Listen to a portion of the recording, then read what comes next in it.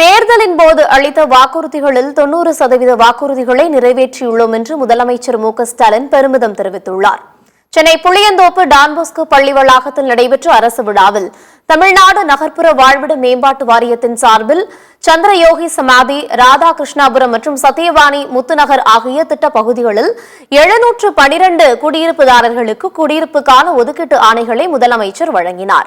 இந்த விழாவில் பேசிய முதலமைச்சர், மத்திய சென்னை தென் சென்னை எப்படி வளர்ந்து கொண்டிருக்கிறதோ அதேபோல வடசென்னை பகுதியை மாற்ற வேண்டும் என்பது நோக்கம் என்று குறிப்பிட்டுள்ளார். வடசென்னையை வளர்ச்சி சென்னையாக மாற்றுவதற்கான சிறப்பான திட்டங்களை திராவிட மாடல் அரசு கொண்டு வருகிறது என்று ஸ்டாலின் தெரிவித்தார்.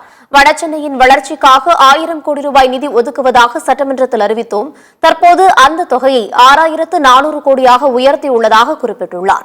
மேலும் சட்டமன்ற தேர்தலின் போது அளித்த வாக்குறுதிகளில் 90% வாக்குறுதிகளை நிறைவேற்றியுள்ளோம் என்று தெரிவித்த அவர், அனைத்து வாக்குறுதிகளும் விரைவில் நிறைவேற்றுவோம் என்று உறுதியளித்துள்ளார்.